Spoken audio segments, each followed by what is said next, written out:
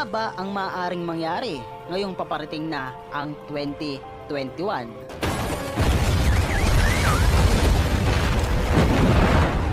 Sa bidyong ito, pag-uusapan natin ang mga maaaring mangyari sa 2021 at ano-ano ang mga sakunang maaaring tumama sa mundo. Kung bago ka pa lang sa channel ko at gusto mo ng mga ganitong video ay mag-subscribe ka na para maging updated ka sa mga futures upload natin.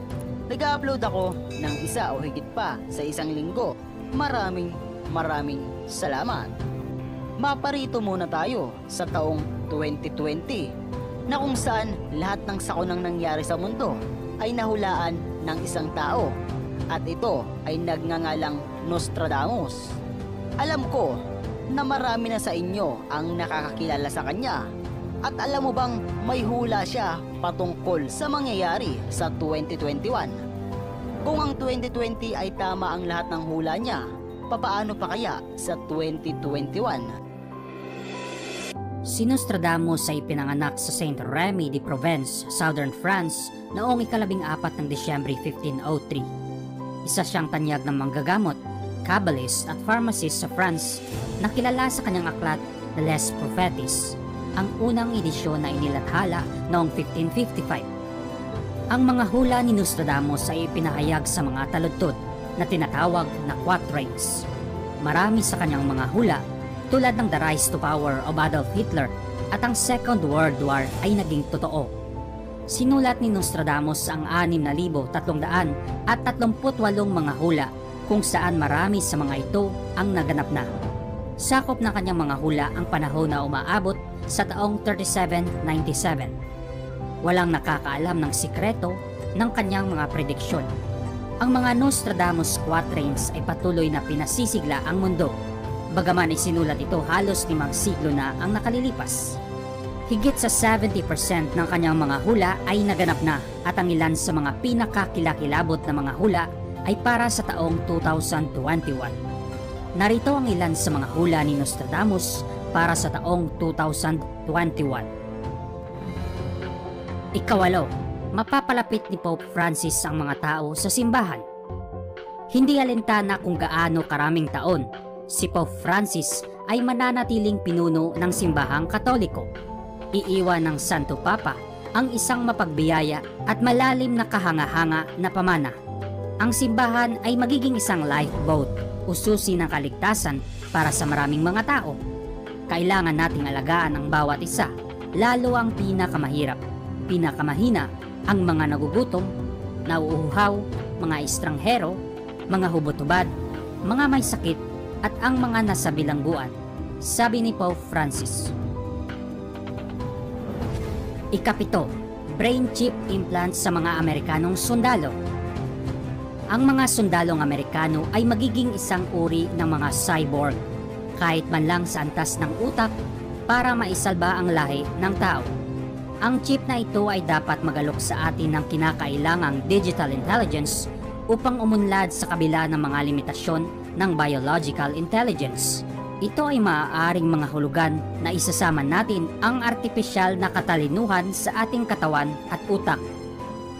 Kung baga ang utak ng tao ay may limitasyon at dahil sa chip na ito, madadagdagan ang kaalaman ng sino mang magkakaroon nito.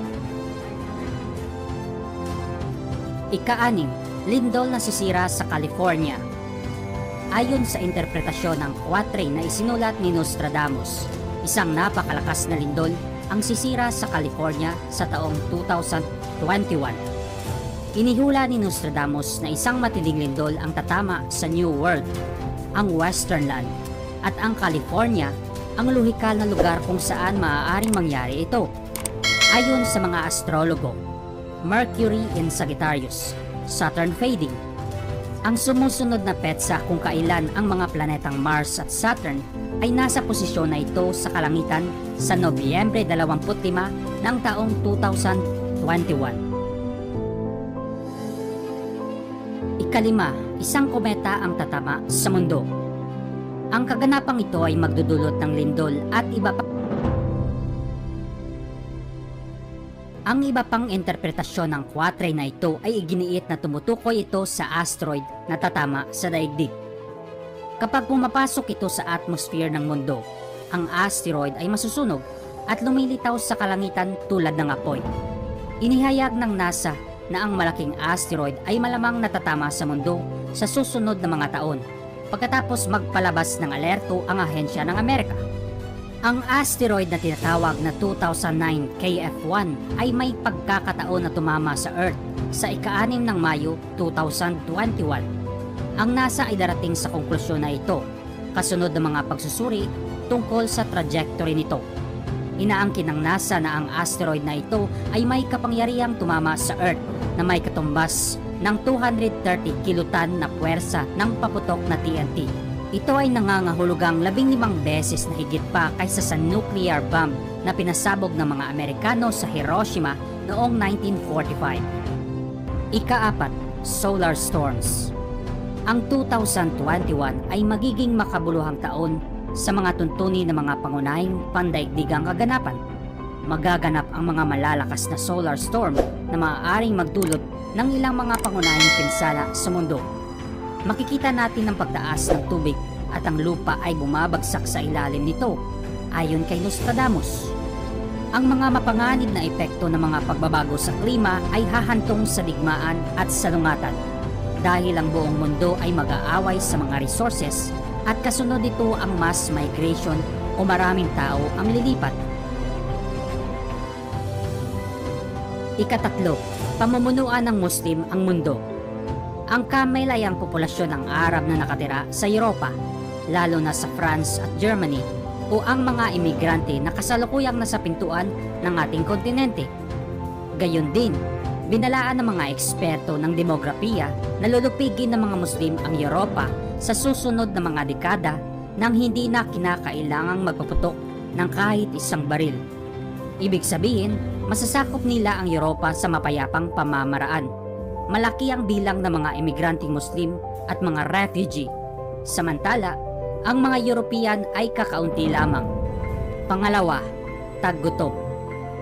Inihula ni Nostradamus na ang mga unang palatandaan ng katapusan ng mundo ay kagutuman, lindol, iba't ibang sakit, at mga epidemya na nangyayari na sa ngayon. Ang coronavirus pandemic mula 2020 ay kumakatawan sa simula ng serye ng hindi kanais-nais na mga kaganapan na makakaapekto sa populasyon ng mundo. Ang tagutom ay isa sa hindi na naranasan ng mundo dati. Ang sakuna ng malaking proporsyon ay magdadala sa atin pabalik sa kasaysayan, at ang malaking bahagi ng populasyon ng mundo ay hindi malalampasan ang sumpang ito. Simula sa 2020, pagkatapos ng 248 taon, pagsamahin ng Saturn at Capricorn ang mga puwersa nito kasama ang Pluto. Ang pambihirang pagsasama ay magbabago sa kapalaran ng mundo. Ang Saturn sa Capricorn ay responsable para sa mga social hierarchies, kapangyarihan ng estado, otoridad at katayuan, at ito ay kaugnay sa Pluto, ang planeta ng kamatayan, pagkawasak at pagbuo muli. Una, zombie apocalypse. Ang Russian scientists ay lilikha ng biological weapon at makagawa ng virus na maaaring gawing zombie ang mga tao, at lahat tayo ay malilipol sa malapit na nahaharap. Ang mga quatrains ni Nostradamus ay naglalaman ng nakakagambalang prediksyon sa mundo. Base ito sa parehong kaalaman ni Nostradamus at mapanganib na panahon kung saan siya namuhay. Ang 8 mga hula ng 2021 ay naghahayag ng mga fragment ng prediksyon ni Nostradamus para sa ating mundo. Tandaan na ito ay mga hula lamang. Maaaring hindi ito mangyayari o maaaring maganap sa hindi inaasahang pagkakataon. Kung ikaw ang tatanungin, naniniwala ka ba sa prediksyon ni Nostradamus para sa taong 2021? Magbigay ng iyong pahayag sa comment section sa baba ng video na ito. Maraming salamat sa panonood. Magkita-kita tayo sa susunod na video. Hanggang sa muli!